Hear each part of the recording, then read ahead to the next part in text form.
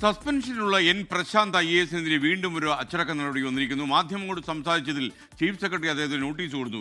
8ാം തവണയാണ് ഈ അച്ചടക്ക നടപടി. ഷെഫീദ് റാവുത്ത് റിപ്പോർട്ട് ചെയ്യുന്നു തിരുവനന്തപുരത്ത് നിന്ന്. ഷെഫീദ്, ശരിക്കും ഒരു സിവിൽ സർവീസ് ഉദ്യോഗസ്ഥൻ പാലിക്കേണ്ട അച്ചടക്കം പ്രശാന്ത് IAS പാലിച്ചില്ല എന്നാണോ, അതോ സസ്പെൻഷനുള്ള ആദ്യ നടപടി ആണോ? ഓൾറെഡി സസ്പെൻഷനിലാണല്ലോ.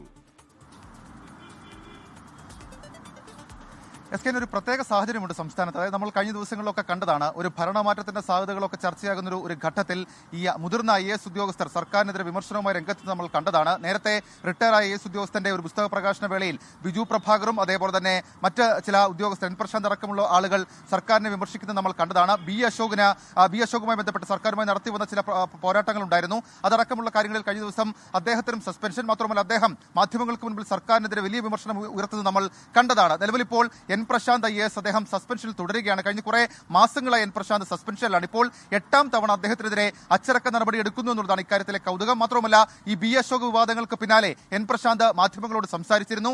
ആ സാഹചര്യത്തിൽ കൂടിയാണ് ഇപ്പോൾ അദ്ദേഹത്തിന് പുതിയൊരു നോട്ടീസ് ചീഫ് സെക്രട്ടറി നൽകിയിരിക്കുന്നത്. തുടർച്ചയായിട്ടുള്ള പെരുമാറ്റച്ചട്ട ലംഘനമടക്കമുള്ള കാര്യങ്ങളാണ് ചൂണ്ടിക്കാണിച്ചിരിക്കുന്നത്. നേരത്തെ ഈ എൻ പ്രശാന്തിന്റെ സസ്പെൻഷനുമായി ബന്ധപ്പെട്ട റിവ്യൂ കമ്മിറ്റി യോഗം ചേരുന്നതിന് മുൻപാണ് പുതിയ നടപടി എന്നുള്ളതും ഏറ്റവും പ്രധാനപ്പെട്ട കാര്യം. SK